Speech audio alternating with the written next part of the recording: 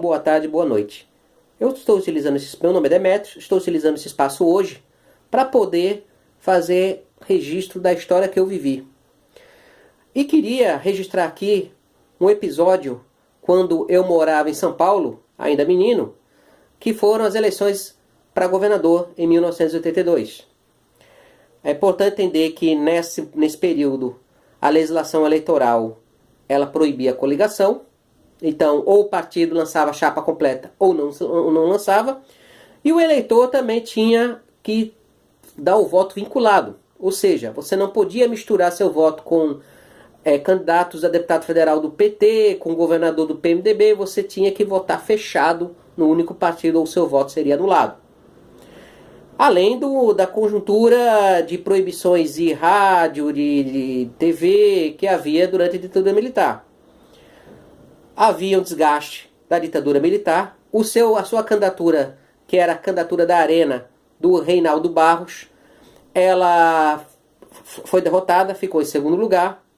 A ditadura expressava naquele momento crise econômica. A ditadura expressava naquele momento corrupção, principalmente em São Paulo. Em São Paulo se tinha o ditado malufaram minha carteira. Então eram vários escândalos de corrupção. Se você for na internet você vai encontrar. E também representava ineficiência. Se você andasse pela Praça da Sé, você era assaltado. Esse mito de que não havia assalto, criminalidade, é um mito. Se você quisesse obter uma moradia popular, você não conseguia. As pessoas diziam que era mais fácil ter um pacto com o diabo do que ter uma casa obtida pelo Banco Nacional de Habitação. Então a ditadura sofreu, mesmo assim, mesmo derrotada, ficou em segundo lugar. O partido que ganhou a eleição, o candidato que ganhou a eleição foi o PMDB, através de Franco Montoro. É importante entender que o PMDB naquela época não representa o PMDB de hoje, de São Paulo. Completamente diferente. Inclusive, tínhamos dentro do PMDB partidos comunistas que estavam ainda na legalidade.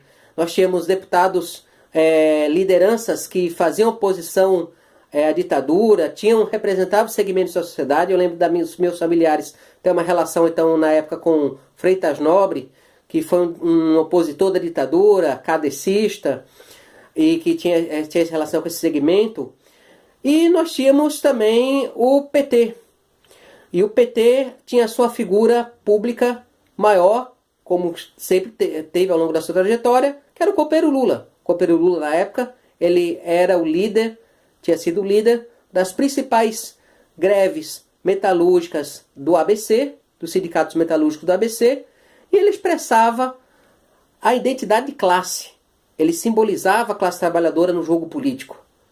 E isso é importante entender, porque se o PT talvez colocasse outros companheiros valorosos, mas que não tinham a mesma identidade de classe, como o companheiro Eduardo Suplicy, Genuíno Neto, que na época se elegeu deputado federal, talvez não tivesse o mesmo desempenho. E o desempenho do PT qual foi? Foi em quarto lugar. Foi 10% dos votos. Foi ruim? Não.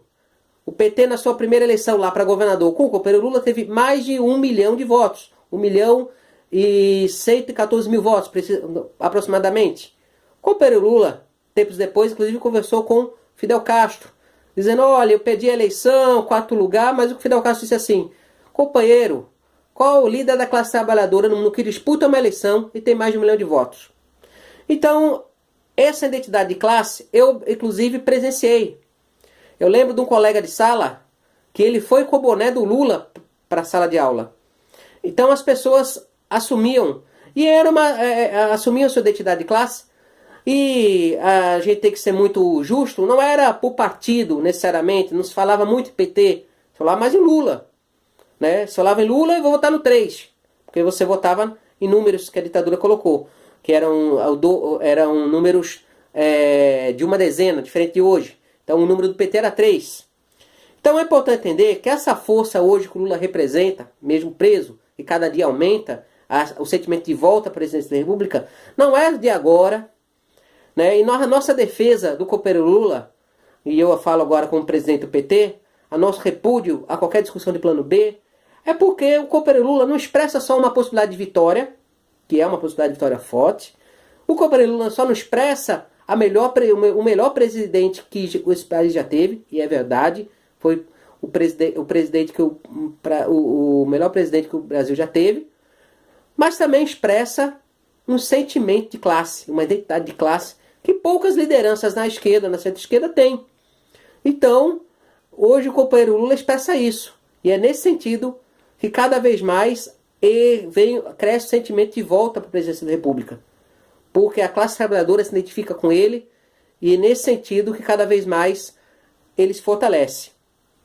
Um abraço e até a vitória.